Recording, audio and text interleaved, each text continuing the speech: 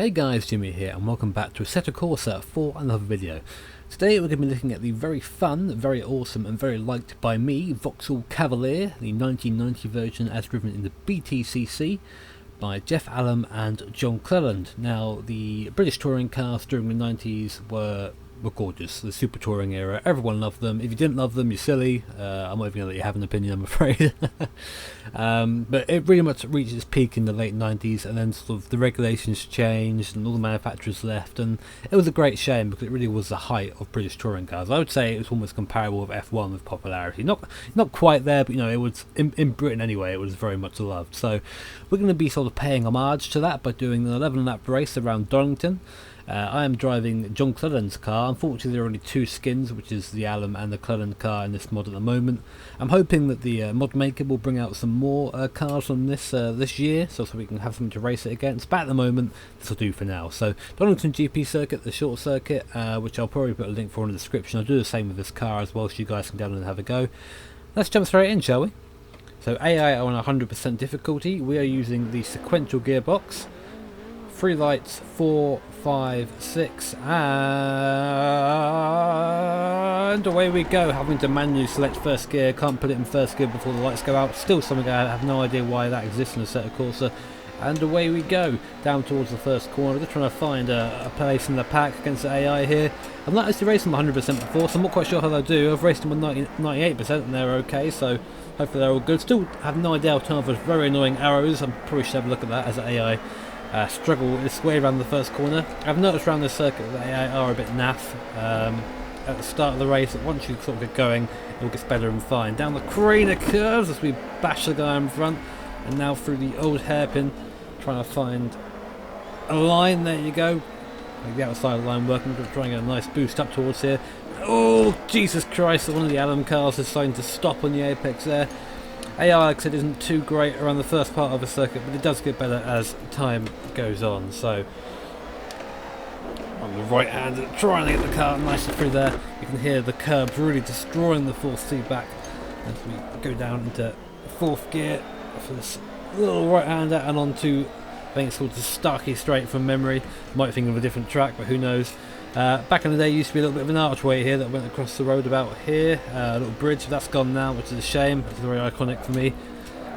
Down to third gear, and that is a lap of the Donington National Circuit completed. Very quick, flows very nicely. I'm a big fan of the circuit as it is.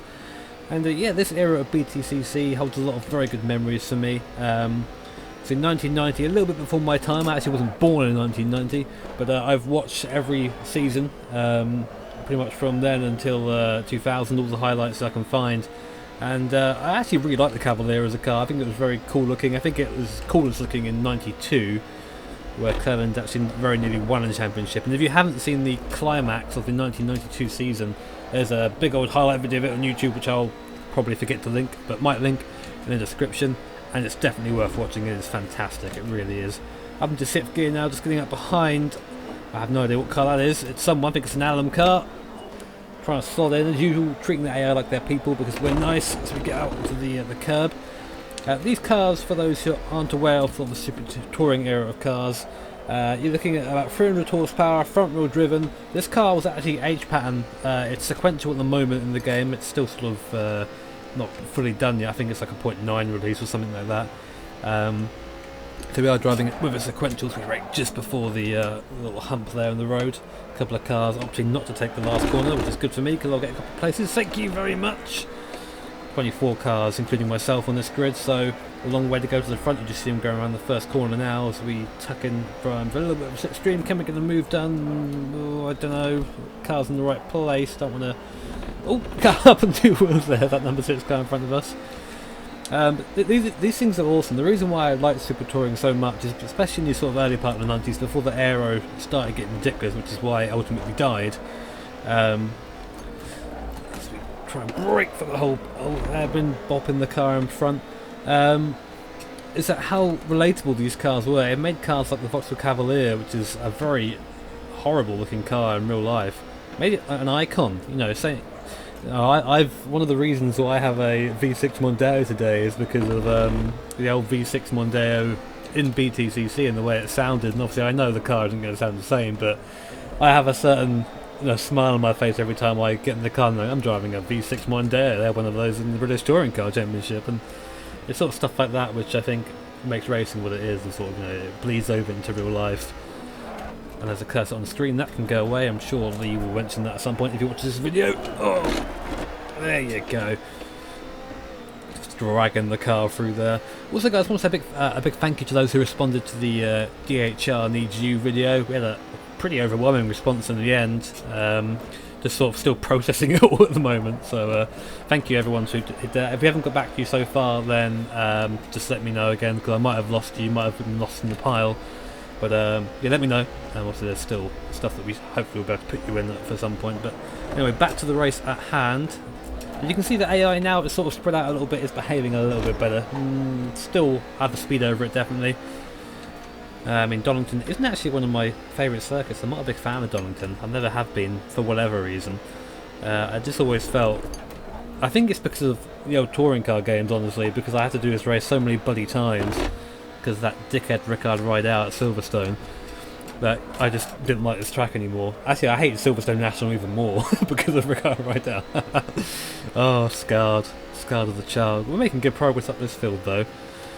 I pretty much got all the simulation turned off in Assetto Corsa, because Assetto Corsa for me is one of those games that I drive when there's a nice car in it. For example, this I very rarely drive Assetto Corsa on its own anymore. My go-to sims at the moment, my go-to sim moment is probably R-Factor 2 back in the VEC mod, and GP4 at the moment, which I'm thinking about doing more videos of. So if you guys want to suggest a track, I might do another 100% race. I've been sort of thinking about doing Hockenheim, maybe.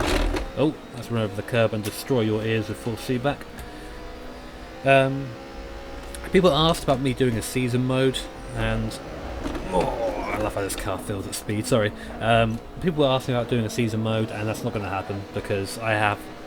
If you've been around this channel long enough, you know I have zero commitment for any sort of series, as you can probably tell with my Dirt Rally Career Mode reboot, which will be another video for eventually, but at the moment I can't be bothered, so I'm not doing it. That's effectively how my channel works, unfortunately. Probably why it's still, not really a big thing. It's always been a little tiny bit of fun for me, and I could never make a career out of it, even if I wanted to, because I don't have the commitment to it. But that's another story for another day. I'm rambling right now because of coffee and various other extraneous circumstances, but I'm locking up big time. Can't feel the lock up in the wheel on this, you only hear it, and you sort of see the car going forward as I give that nice front wheel drive power oversteers. We're going to give this guy a push down the straight. Let's get some bump drafting going on. Oh. In terms of modelling this car, I'm actually pretty impressed, because I've never seen, I mean there is a 1998 Primera which is around somewhere, which I should probably drive at some point, again definitely with full feedback, sorry about that. But I actually prefer the look of this car. It's a lot more simple. It looks a lot more like the actual cars that you could go and buy, which I sort of already touched on. But the Primera, as you can see, is it's pretty much what's happened if you were a chav and you got hold of a Primera. You go, right, how many bits of aero can we put on this that'll actually work? Of course, if you were a chav, you're not putting a bench on the back of your car and thinking that'll give you some downforce. In reality, it just gives people a place to sit. But not to say those sort of later cars aren't pretty. I still love the idea of having this Renault Laguna, which is a very boring family car, turned into this fucking pocket rocket thing. Oh, I do miss the Super Tourers. I do. It's why I don't really watch BTCC anymore. I mean, I watched the last race of the season, I think, because it was that quite exciting showdown between Shedden and Plato as my fan decides to turn on. Pretty sure it's running at some sort of weird rate because it makes hilarious sounds nowadays. It's a big break. There you go, we go nicely. We want to run over that curb on the inside, despite the fact that it does destroy my full feedback.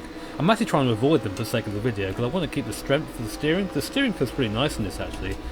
This is one of the few race cars in a set of courses that I actually enjoy driving. Maybe a little bit more rear brake bias would be nice though, because then I can sort of just skimp it into the corners. Skimping is definitely a term used by racing drivers, and not just me now because I can't think of the word. skate. There you go. Oh, saying that, I actually look up the fronts a little bit there and get some terrible understeer. That's one of the downsides to obviously having a front-wheel drive touring car of 300 horsepower. It likes to understeer a little bit if you aren't careful. It's very fun watching these cars go around in real life though. You know, on the old videos you can find a whole host of old BTCC videos on YouTube, and it's some of the best racing you'll ever see, period, honestly. Like, you know, I guess I was a lifelong F1 fan until it started getting ridiculous, and I would always very much more enjoy watching the Murray Walker commentated BTCC races than I would seeing Schumacher win a race somewhere. Sorry mate, I just completely shoved him off the road. That was a very robust overtake, wasn't it? Very BTCC of me. So we're running about 7th place at the moment if my maths and counting skills are correct. I'm just having a quick look at that. I can't see it on the screen anywhere because, you know me, I don't like my HUD. Apart from those stupid bloody arrows I have no idea how to get rid of. Ugh. I sort of wish all that stuff was turned off as default. Well, that's to me because you guys know how I like to run, you know, no HUD anything.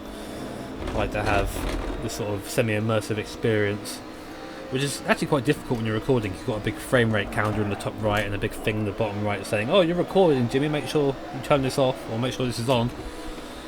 And the fact that I'm actually talking over this about irrelevant subjects sort of breaks the immersion a little bit. But still, I like to think that, you know, like, everyone should race like this, because if you're racing sim, why not do it properly, you know?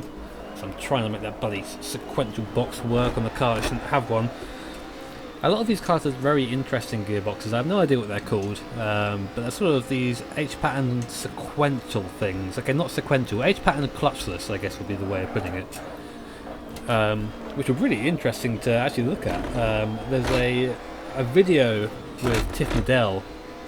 For those who don't know, he is a TV sort of motor journalist over here, also an ex-racing driver. I think he drove one race in Formula 1, drove a lot of sports cars. Drove the Lister Storm famously as well, because that car is rad. But he, I think back in the 90s, he actually used to race in BTCC. He raced in a Primera Nissan, one of the earlier ones anyway. As we try and get the car stopped, I keep getting the car a little bit squirrely through there, a little bit skimpy, I should say, shouldn't I? But yeah, he drove. I think it may have been the Carina, or I think it was the Carina.